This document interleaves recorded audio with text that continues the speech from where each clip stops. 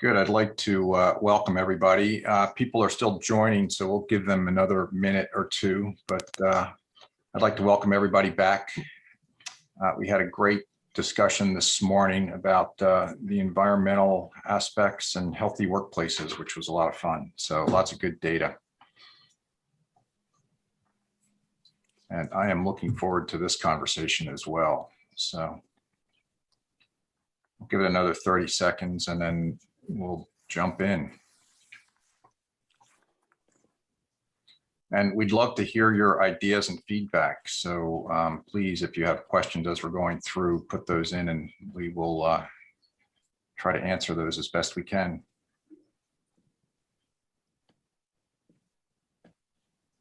Bob, it's nice to see so many familiar names amongst the attendees. Good. We're all here to see you guys and hear what you have to say. So I think we're ready. So let's go ahead and get started. This is our second week of programs focused on getting back to the office. So welcome. I'd like to thank everybody for attending. It's great to have all of you here. I'm Bob Fox, a principal at Fox Architects and publisher of Work Design magazine. And finally, we're starting to see everybody get back into the office. And I think through that, most of us are still trying to figure things out and going through a lot of experimenting. And today we continue a series of programs that Work Design magazine has put together in an effort to provide a comprehensive look at getting back to the office. The program's called Work Design Flex and looks at how much more flexible and multidimensional the workplace is becoming. And this particular group, I think, brings a huge amount of expertise to that conversation. There are increasing options, rapid change, experimentation, uncertainty, even a little bit of confusion, and there's lots of opinions. And so that we hope through this conversation that we can offer some insight and intelligence into what's happening and what options are best for you. Before we get started, I'd like to thank all the presenters and their teams. It's been great working with all of you. We appreciate your support. I know all of you guys are very busy and it's extremely generous of you to contribute your time and expertise. And I just especially like to thank Envoy for supporting this effort. It's great. These conversations are important and we couldn't do it without you. So I am going to turn it over to Sarah Lash from Envoy to get things started here. So Sarah, it's all yours. Thanks, Bob. Great to be here with everybody. I'm Sarah Lash. I lead enterprise sales here with Envoy. And for those that may not be familiar, Envoy is the workplace platform that helps companies reopen with confidence and transition to hybrid work. Over 10,000 companies and their employees use Envoy to manage hybrid schedules, adapt their space for flexibility with hot desks, and confirm that everyone visiting is healthy. I'd love to introduce our moderator for the day, Nick LiVigne. He's a director with Incendium Consulting, part of the Instant Group. He helps companies move forward faster through agile portfolio, workplace, and sustainability strategy. Nick has 15 years of workplace experience in real estate strategy and holds a degree in design and environmental analysis from Cornell University's College of Human Ecology. Throughout his career, Nick has been at the leading edge of the workplace conversation, working at the confluence of people, place, and technology to deliver great experiences. Prior to joining Incendium, he was head of product and workplace solutions at Convene, scaling their products globally and enabling customers to consume space more dynamically. Before Convene, he built and developed Verizon's co-working venture while also helping to lead the company's global workplace transformation strategy. Nick has a passion for environmentalism, born out of his time leading the corporate energy and sustainability program at Leidos and SAIC. Take us away, Nick. Thanks so much, Sarah. That was a great introduction. I really appreciate it. Welcome, everyone. I'm going to start us off with a quick overview of some of the insights recently published in the Instant Group's State of the Flexible Office North American report, and then we'll get to the introductions. We'll allow the panelists to introduce themselves. So I'm just going to share my screen real quick. And fellow panelists, if you could just let me know if you're able to see my screen here. Yep, perfect, great. All right, so quick overview here, state of the flexible office market for 2020. I think it's important to say that 2020 was quite a wild year.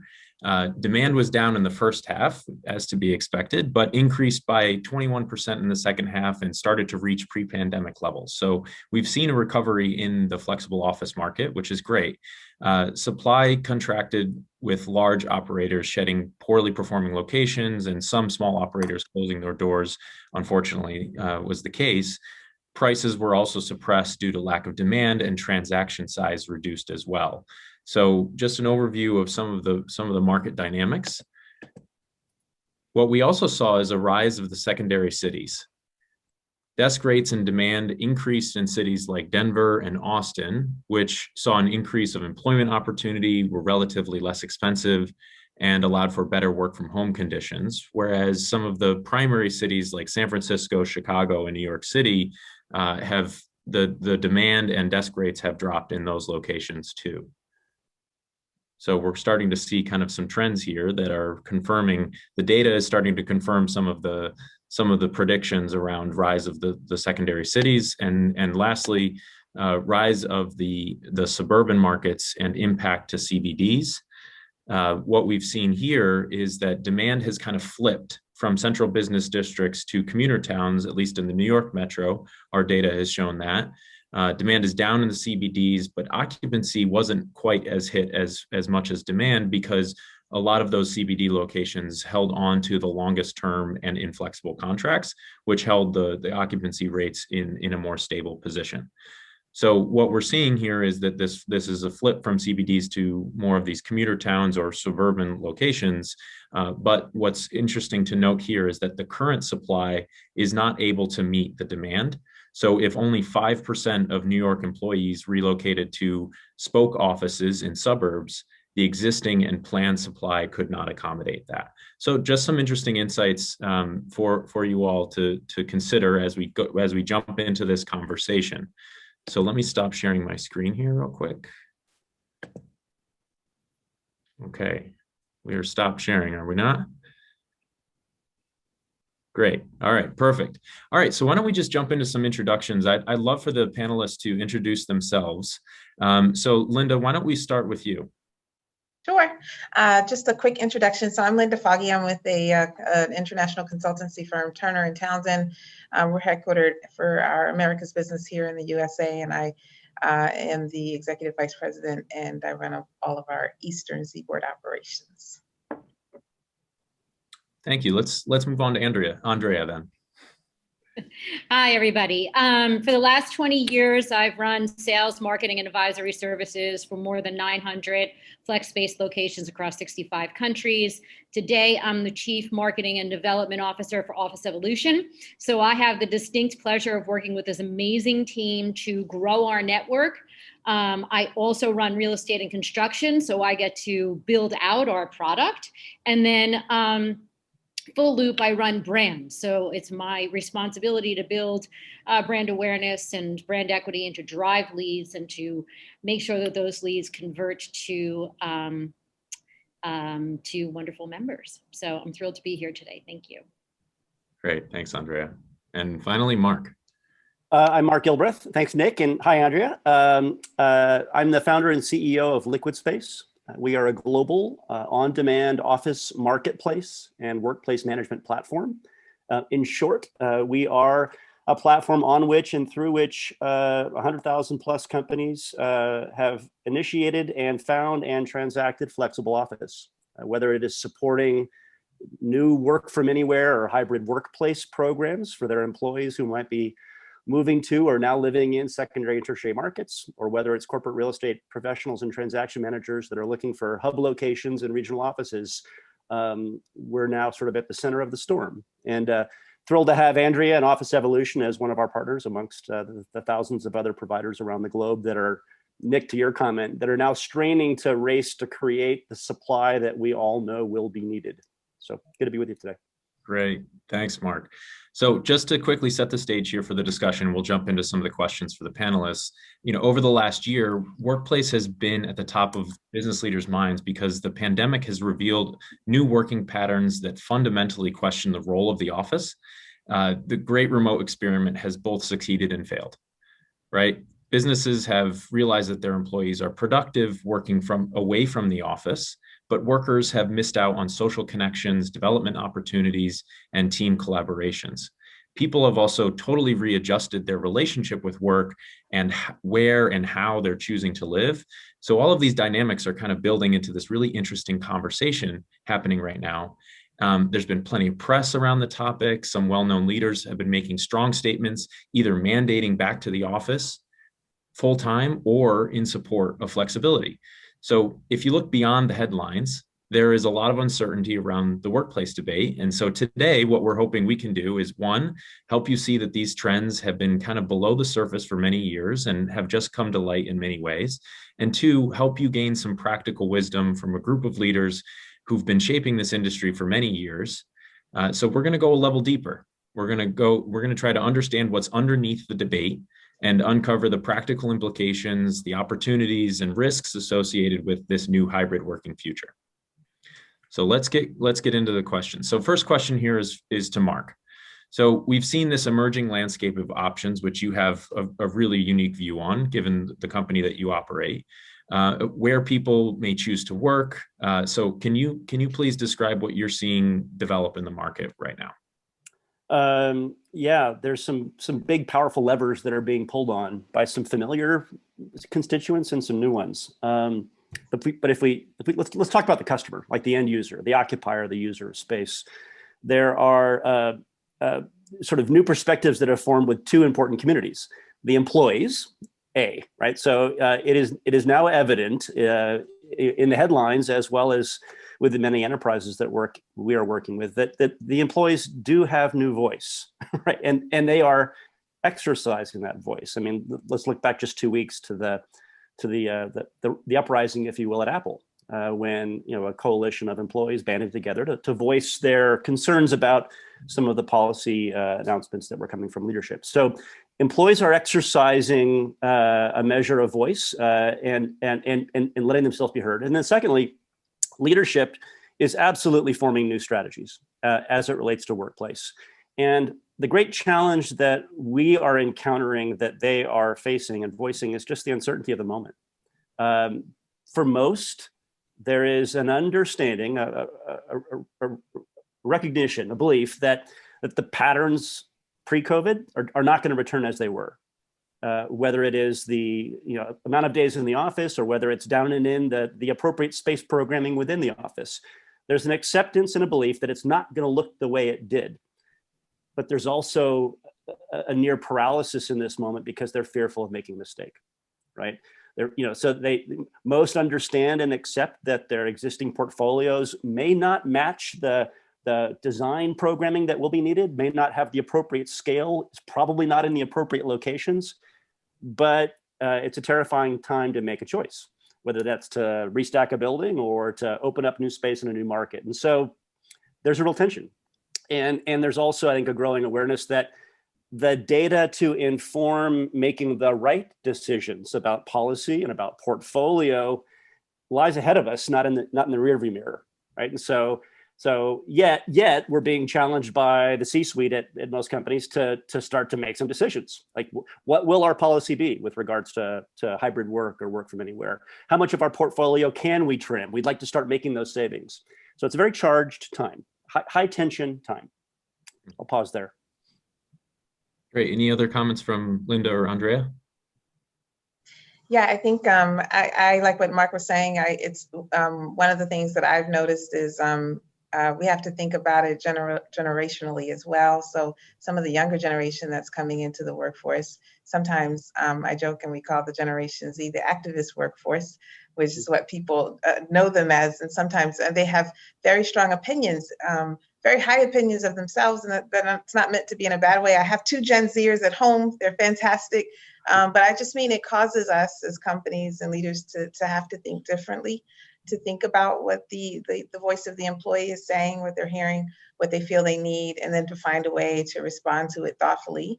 And we need to respond to it in a way that crosses all the generations. There are still some people that want to come into the office or need to come into the office, and sort of trying to find that balance and the solution is something that I see a lot of our clients are grappling with, especially as part of my role here is I also am the head of our corporate occupier business. And so I cross paths and talk with many, many, many of the large occupiers in New York City, but around the USA markets as well.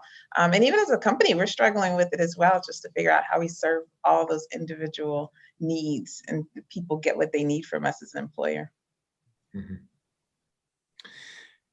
Yeah, I mean, there's this emerging anxiety around location, serving people where they want to be, the social aspect of different generations demanding different things, and flexibility as a new option to some generations. Maybe the boomer generation never had the option of demanding flexibility, and so there's a lot of this kind of uncertainty brewing about how to effectively respond to this moment.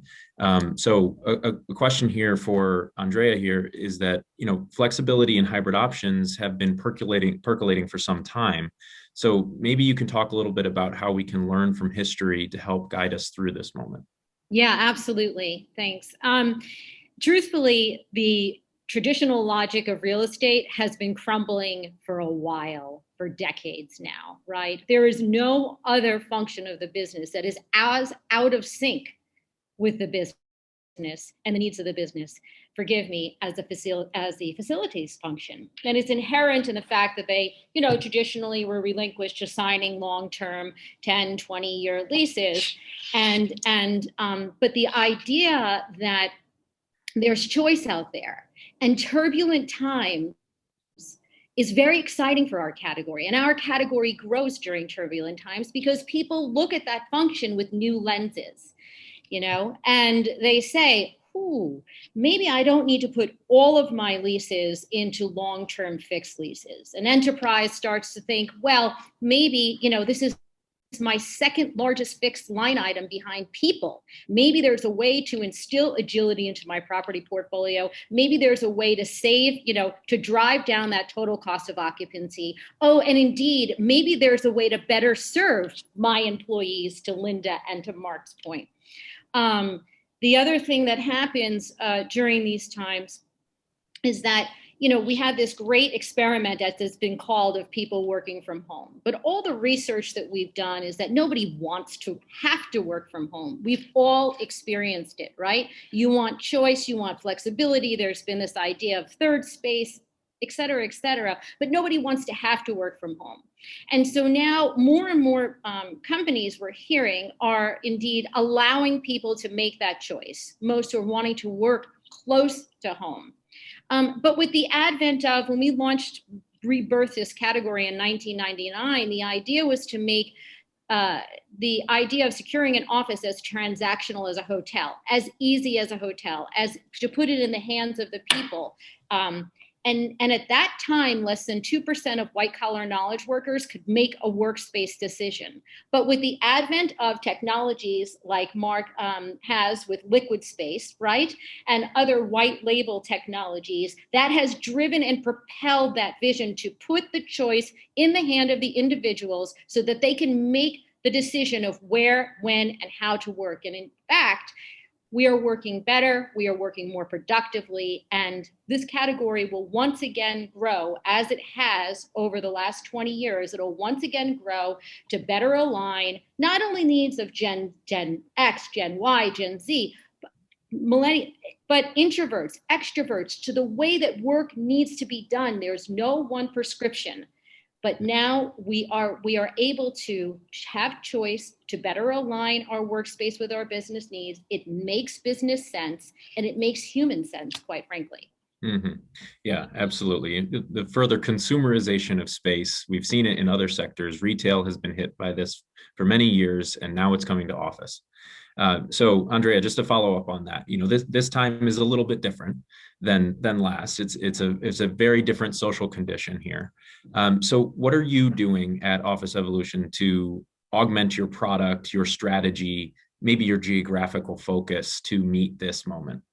Well, I have to tell you that I often say that our founder, Mark Hamader, must have been clairvoyant when he launched Office Evolution 18 years ago, because he had this idea to have, he grew asset light, right? So we're a franchise model. And then he had this idea to have entrepreneurs, the franchisor, support entrepreneurs, the franchisees, and supporting, we call it Entrepreneur to Third, supporting entrepreneurs in the local market. So we have a model, secondary, tertiary markets, and it is workplace close to home.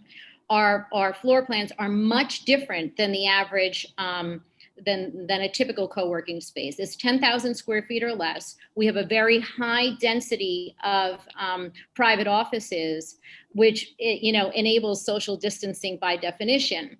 The small floor plan allows for more accountability and familiarity with the people around the space.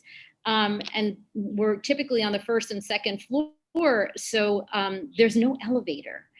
We've done quite well. Our model's done quite well. Listen, we all went through a slump, right? I mean, we hurt, and ours is expiring inventory. So when you hurt, you hurt. But our leads are back to, for the last 4 months, have been the highest in our company history on a per unit basis, as well as our deals. So it is a very exciting time.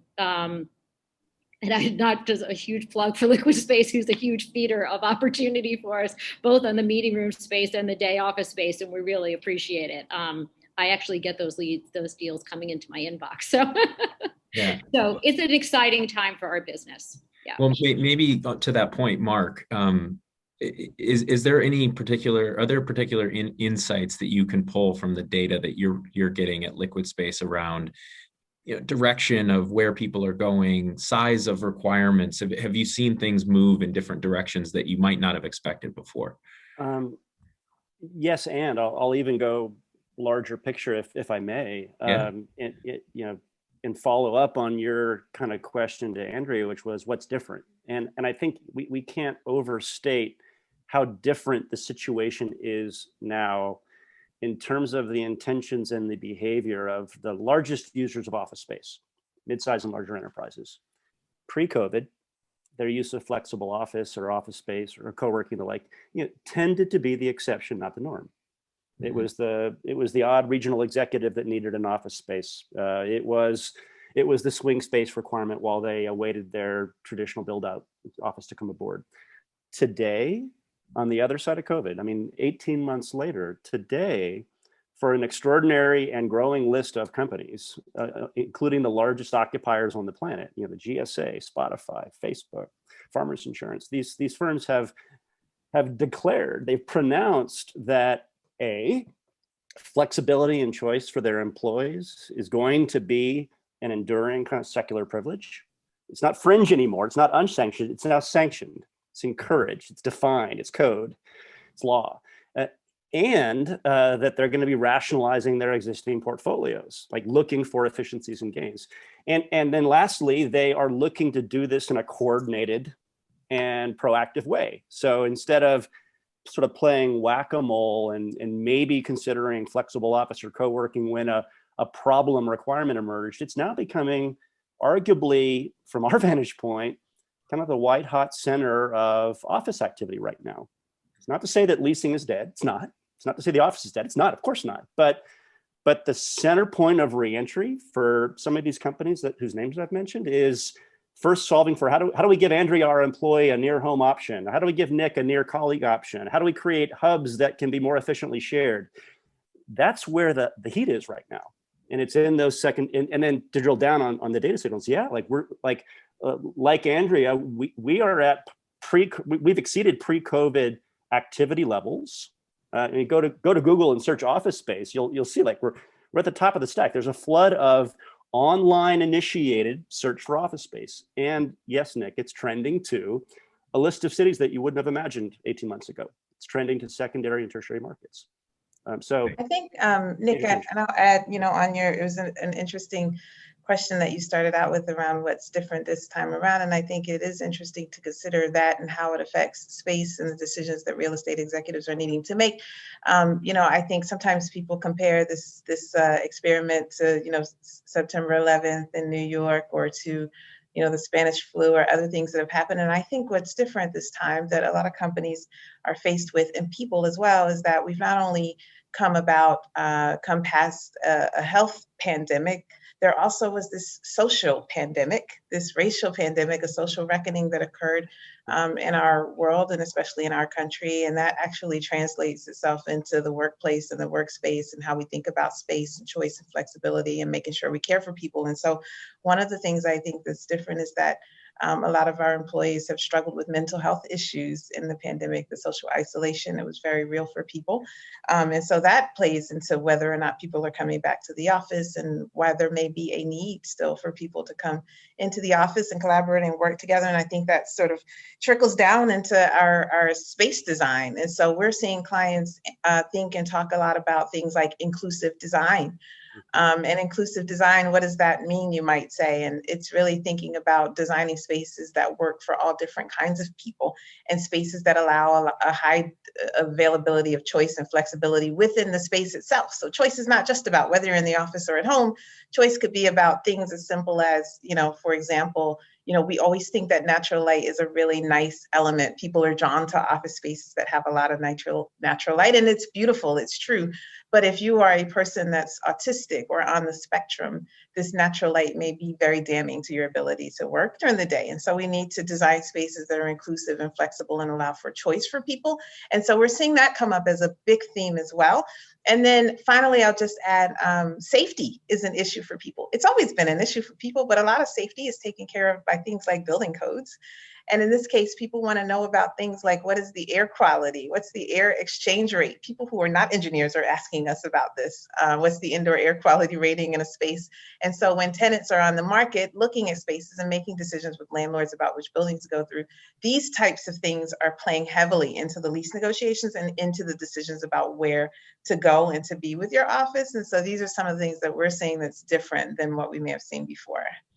Yeah, and so Linda, you have a great view on a lot of different clients, the occupier clients that you work with, and what the decision making frameworks that they're using. But how about you as a business leader? You lead a large group of people who you have to then apply these lessons that you're learning from all your different clients and conversations in the media and so forth to your team.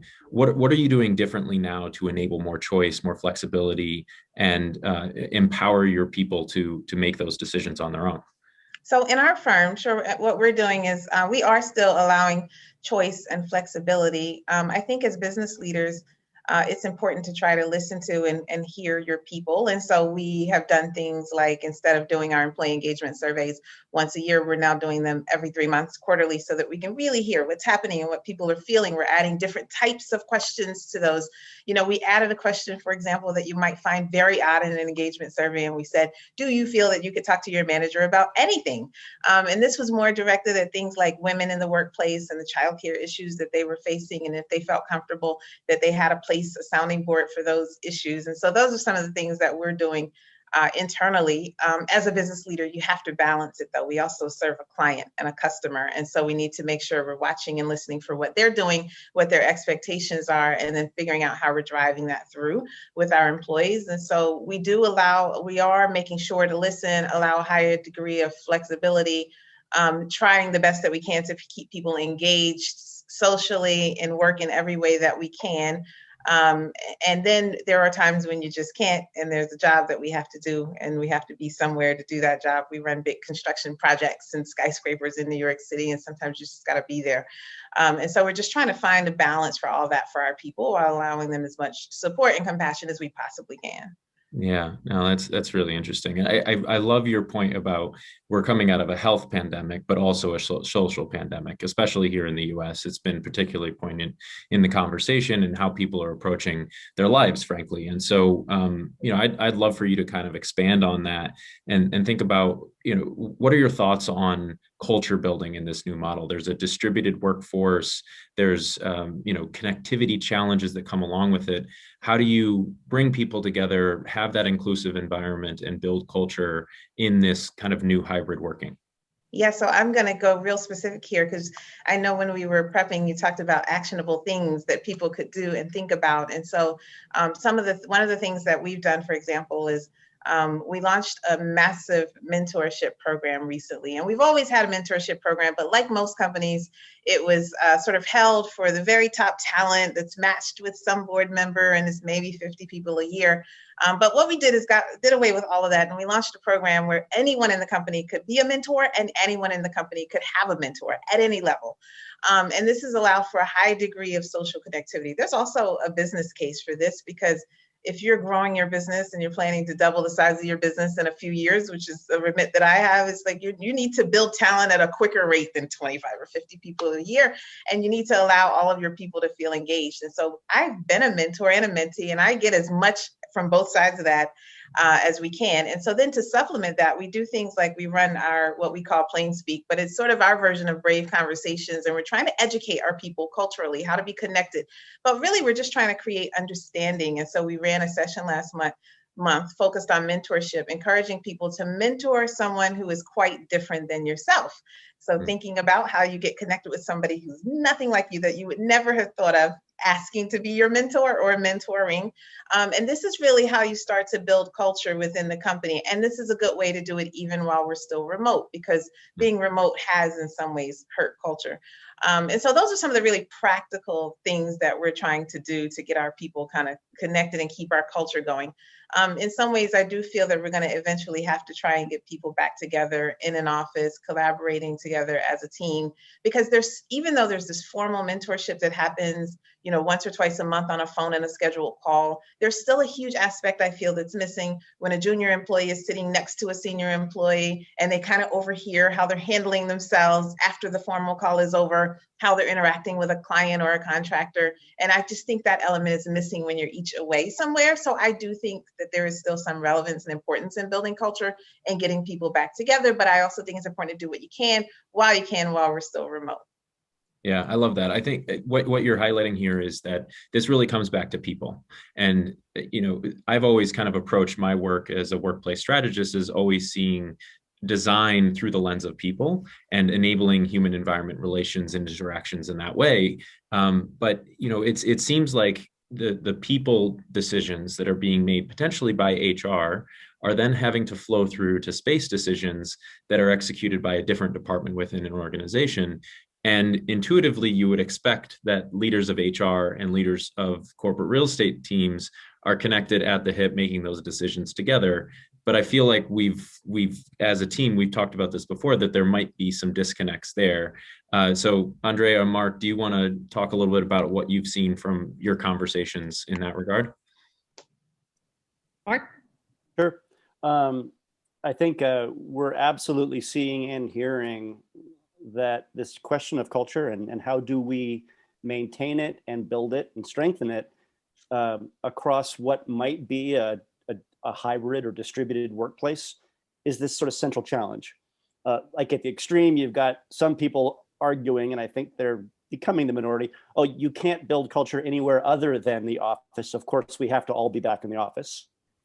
I think the more practical leaders that we're encountering recognize that they are going to honor this appetite for flexibility and choice, but they have to take proactive measures. And Linda, I'm thrilled by I was writing feverish notes on your mentoring vision, because we're going to apply. I'm going to take that and run with it inside of Liquid Space. But the rational leaders are saying, like, of course we're going to honor this flexibility and choice for our employees, but we've got to nudge culture as well. And how can we, right? How can we start to create some bumpers or some guides or gutters that nudge people toward those opportunities to be back together? Because it's not arguable that strong bonds between employees, whether it's junior employee, senior employee, whether it's new hire mentor, whether it is peer-peer, they grow strongest with direct interactions. And Zoom is not a full proxy for sitting down for an afternoon or heading off for a dinner after work. So I think one of the exciting areas of new work and of new technology will be solutions that are able to help nudge members of a workplace community toward those opportunities to come together. Hey, Nick, Mark, and Andrea are going to be at XYZ co-working 1.2 miles from you on Thursday. Why don't you join them? Mm-hmm. Right? I think nudges like that are going to become very commonplace and easily consumable. Right? And I think it will be one of the ways that we're able to reap the benefits and rewards of giving flexibility and choice, both in terms of productivity and in terms of portfolio cost, but at the same time, maybe even move forward and strengthen culture rather than see it dilute. Mm-hmm. Yeah, I mean, culture, it positively impacts the business. I mean, we've seen every single article that you can imagine, right, that talks about the impact of culture on profitability, on business performance. I mean, when we talk about practical things, and Linda, I do love that idea also, the mentor. We're just a small company, and so it's easy. We can absolutely incorporate that. But during the pandemic, we really saw amongst our franchisees culture come together, but you actually have to actively foster it and nurture it and develop it.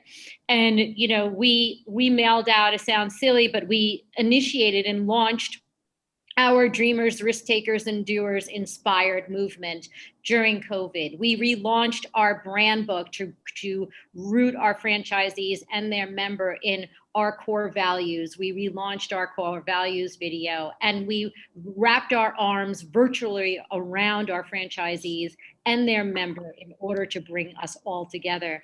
But now we don't need to do that virtually. Now there are safe ways that we can come together. And I do think that what I've been seeing is that when people are coming together in our spaces, yes, you have small businesses that are coming together and they're using they're siloing in their little micro offices that are 55 square feet so that they can come out of their home and be together with people in a safe environment. But larger organizations are coming together and they're using the co-working space and they're using the meeting space so that they may not be working side by side every day together, but when they come together, they are using space that was built to drive that collaboration and to drive that engagement. But a different utilization of the space, maybe. Yeah, that's so interesting. I think there's a lot of kind of building conversation around intentionality of bringing people together in space and having a purpose behind every time you come to an office as a really progressive stance. So there's a lot to do with that. So I think what we've established here is that hybrid working has been building for a long time. It's accelerated very quickly. It's on the mind of top leaders, and they're starting to make decisions on what that means. So let's now take it down a level again and think about the practical implications for implementing the strategy. Like, how are we going to take it from an idea, a concept, a thought, and we know this needs to happen, but then how do we do it, right? That's where it becomes really challenging. And we're going to see a lot of really interesting things happen over the next couple of years as portfolios are being rationalized. You see maybe as just one example, maybe there's a potential flow of talent from Goldman Sachs to Citigroup because Goldman has said, you're all coming back to the office and you can't say anything about it. And Citigroup has said, we're being flexible. So where will the talent flow? People will vote with their feet. But how do we get it down a level, right? And so, Linda, maybe you can talk a little bit about, as you're thinking about either from a client perspective or for your own business, you're designing space differently. There's going to be some implications there on the types of spaces that you offer, but then also could you talk a little bit about how technology in the physical spaces is going to have to accommodate people a bit differently? Yep, sure. So it was interesting in the beginning, you used this term that I use a lot, which is thinking about this intersection between people, technology, and space. And I think technology will absolutely be key to helping us to pull this off successfully, because thinking about flexibility, it's not that useful if you're getting your people together in the office and somehow you can't get the days coordinated properly, where the people that you need to see or work or collaborate with aren't quite there on the same day as you. So figuring out how we sort of manage this traffic flow through the office spaces and get it so it's a way where people can actually collaborate usefully is not the easiest thing. And so technology is a big play. Now, to your point, these things have been in play for a while. Before I was with the firm that I'm with now, Turner & Townsend, I was an executive in the real estate group at Wells Fargo Bank. And so we spent a lot of energy there thinking about and also trying to convince our revenue earning business leaders that their people didn't need these assigned seats with their name or their plaque on the wall, and that it stayed there 5 days a week, just waiting for them to come in and show up 2 or 3 times a week. And so the struggle for real estate executives for a long time has been around trying to convince the business leaders that flex work works, it's possible you're actually already doing it.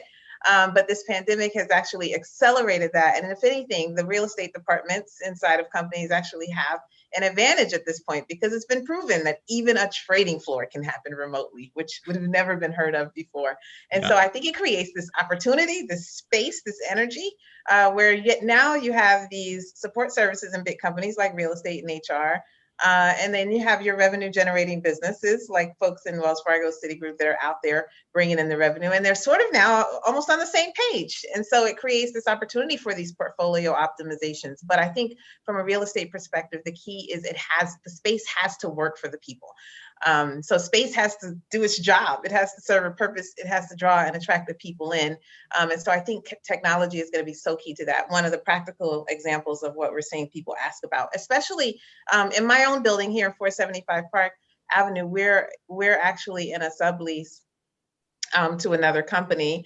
And a lot of clients are doing things like that because it creates a little bit more flexibility. If they're not ready to go fully flex or fully long-term lease, they do something in the middle, like maybe sublet from a third party. And what we're seeing them think about and talk about a lot is, what is the AV setup in these spaces? Because now we need to run these hybrid meetings. Before, we could run a virtual meeting, and if everyone was virtual, it's fine, or if everybody's here, it's fine. But you need to do these meetings where some of the people are here and some are not, and it's very difficult unless you have very high quality AV. And so we're seeing a lot of tenants think about that, ask about that.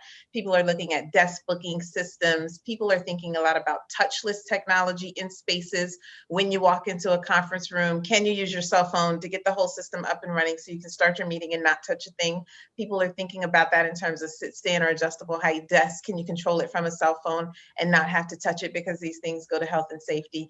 And so in every way, technology is playing a huge role in sort of this making a hybrid model work in the workplace. Yeah, I think your point about the video conferencing is so interesting, because it's about equity of experience. When everybody's remote or everyone's in the office, it's generally okay. But when you have a mix of the two, it becomes really challenging. I was on the phone with a client the other day, and two of the folks we were talking to were in the same office, but had to separate into different rooms to be on video at the same time. That's just tells you that something's broken. So there's going to be some really interesting developments on the hardware side, AV, and how that all works. That's going to be really interesting. I'd like to shift gears a little bit. Mark, there's hybrid as a concept still needs structure. It still needs a framework. Yeah. Maybe you can talk a little bit about how organizations are building that framework so they feel confident in the decisions that their people are making, and they're not getting too far out over their skis in terms of spend. Yeah, well, let me start by just reminding us all of how hard the problem is. To Linda's comment, space has to work for the people, right? Right. So now assume you're the person in charge of space working for the people at Spotify or at VMware or AT&T. You got 30,000 souls that you're meant to attend to in this hybrid way. And if you're a 30,000 person company, those 30,000 souls are no longer all coming to one campus. They are living and wanting to work in hundreds or even thousands of markets, geographies. And in many of those geographies, as per your opening comments, Nick, it might be secondary or tertiary or even small mountain town environments. I live in a little mountain town now. And the supply chain of flexible office spaces is not, the big brands that we're all familiar with that have built most of their inventory in the CBDs. So space has to work for the people. There are likely thousands of providers that I have to then find, evaluate, quality control, and make available to my employees. How the heck do you do that, right? So, it has to start with a mental shift. I think for real estate and people leadership, they have to start with an acceptance that some measure of that job to be done, of evaluating a space on a given day and deciding whether I'm going to work there or somewhere else or at home, is going to lie with the employee. And what's going to be that individual, for example, who knows that he or she needs quiet and a bit of darkness in their work environment to be optimal. Sunlight perhaps actually is the wrong thing that they want. That intimate and very personal individual knowledge of what is a great workplace for me lies with the individuals. No thoughtful workplace leader or architect can design that for all and nail it.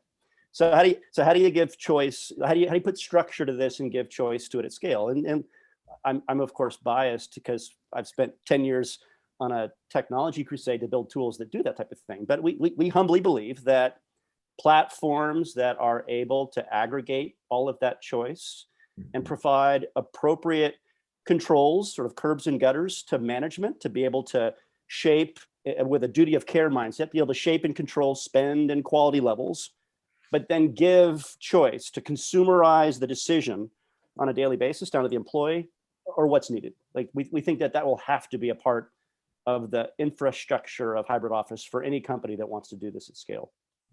Hopefully that wasn't too abstract. No, that's great. That's great. So, Andrea, last question to you before we get to the Q&A. This is all going to flow through to space decisions, portfolio decisions for organizations. You know, I've described kind of the flexible office market as, and the analogy that I use is the electric grid.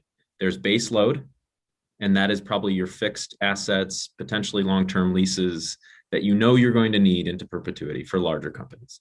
And then there's the peak load of renewable energies that offer the ability to be flexible in the amount of energy that you use. And you can kind of use that analogy for flexible office. Maybe you can talk a little bit about how companies can infuse their real estate decisions with flexibility and agility. Absolutely. You know, even prior to the pandemic, there was a bunch of research that showed that a typical desk would sit empty more than 50% of the time.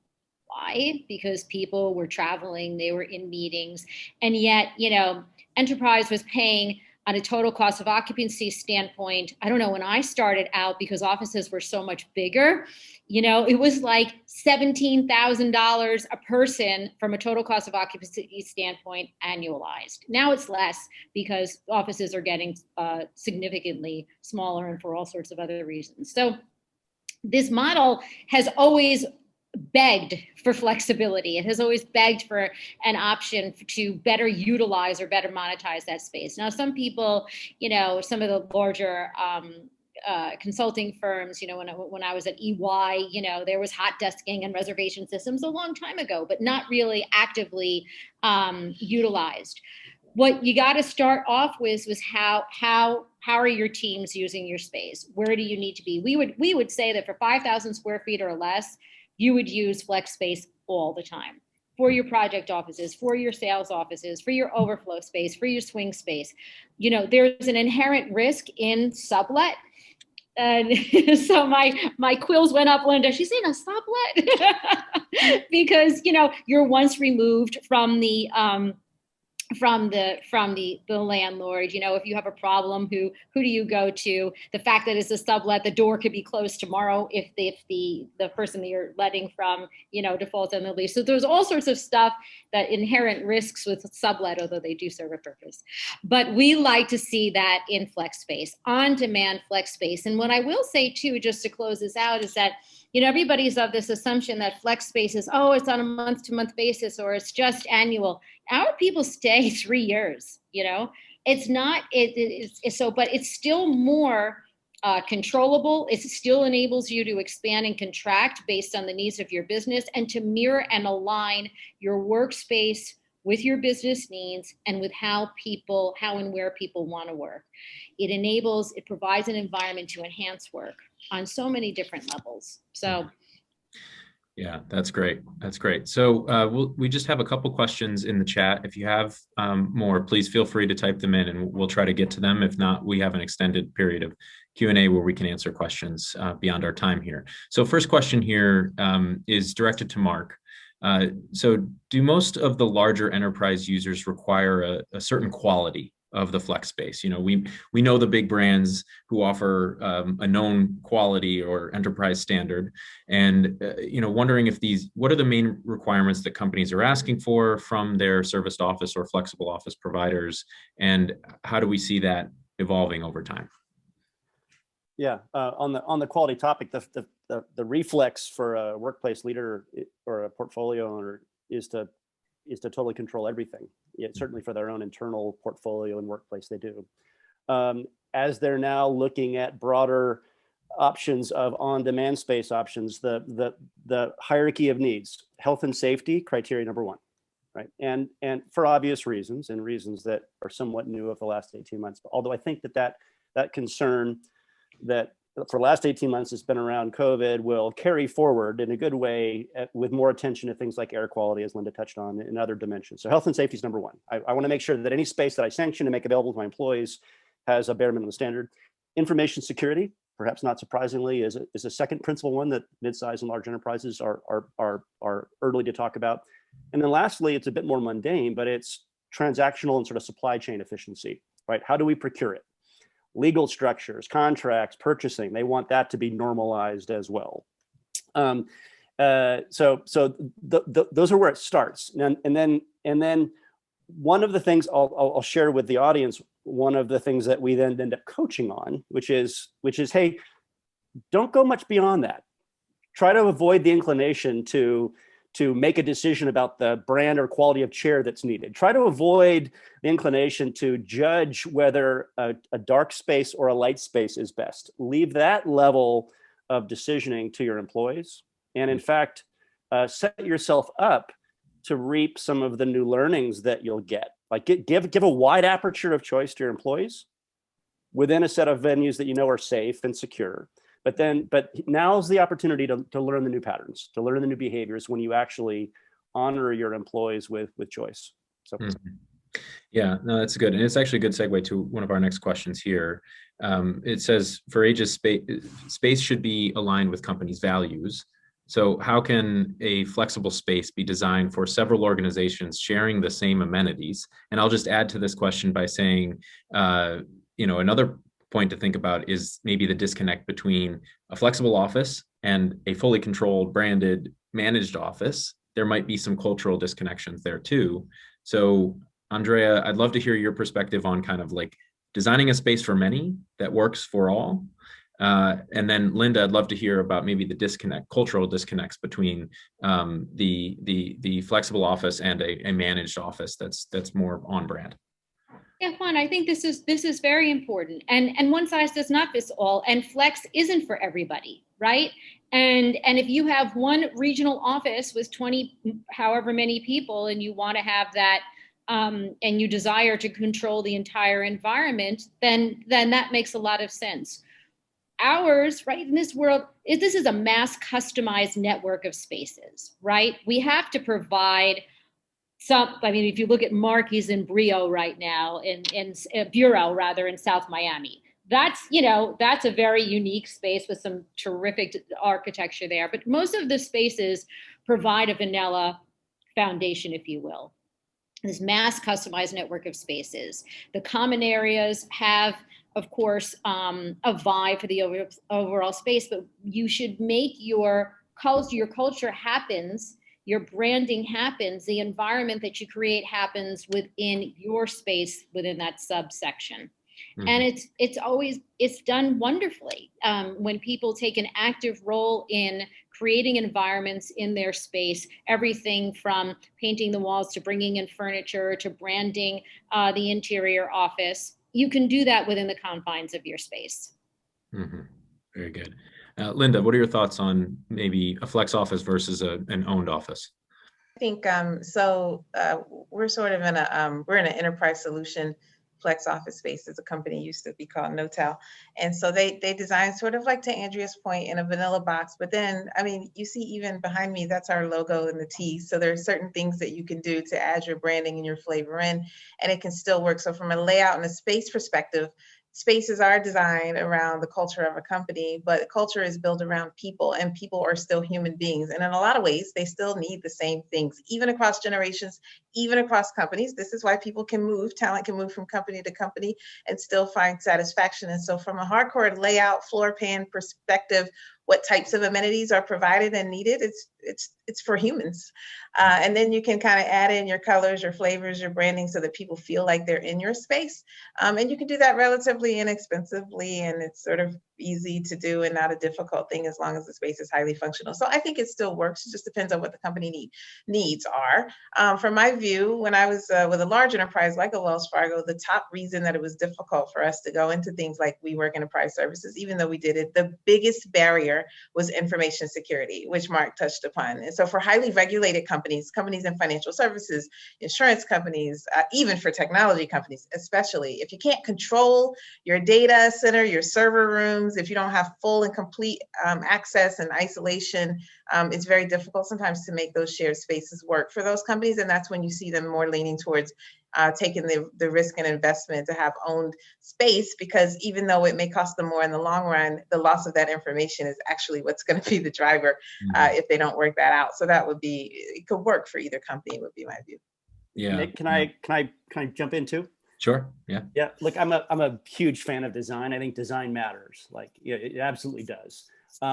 However, like, if the question is like, how does a company reinforce its core values? Like, yeah, sure.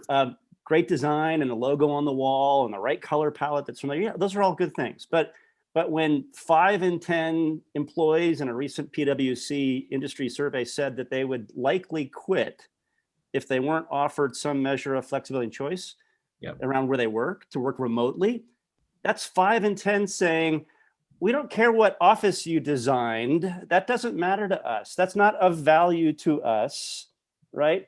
So like what I'm seeing is the more powerful lever in terms of company, or the center of gravity of values of a company and its culture, is swinging toward honoring the individuality of every employee. And they are voting that they want to have a measure of flexibility, right? And so, it's counter to these reflexes of, we're going to build a great place, you're going to love it, this is where the brand lives, and you can only experience it and culture when you come to that location. I think that's behind us now. Humbly. Yeah. Distributed culture connections are going to be really important going forward. So great discussion, everybody. I think we learned a lot about flexible options and how that's going to integrate itself into decision-making going forward for corporations and smaller businesses as well. I'd like to turn it back over to, well, actually first, let me thank the panelists for participating in this great discussion. Really, really interesting stuff. Really appreciate your time in your busy schedules. And I'll turn it back over to Bob Fox to wrap us up here. So thank you. Thanks, Nick. No, hey, Nick, panel, Mark, Andrea, Linda, great conversation. Lots of stuff. I think, it's clear that there's a lot of personal choice that's coming into the workplace, and that's growing. I think there's a lot of nuance to that, and I think you guys did a great job of covering that. And then also, I think it's important to have the services and support required to manage and handle that nuance. So great. If there's anybody else that has any questions, feel free to send those in. We're going to follow this up with an article and the rest of the information that'll get published at workdesign.com. So, please engage with that. Next week, we have an exciting panel. It's the design panel, and we've got a number of top designers from some of the larger firms in the country who will be talking about the patterns and the trends of what they see happening in the workplace today. So join us next Wednesday. It's 11 o'clock Eastern time. All the information's at workdesign.com. So thank you again. I really appreciate the time and the energy and the effort that you guys put into this awesome discussion. And hopefully we'll see you guys next week. Thanks. Thanks, everyone. Take care. Thank you. See ya.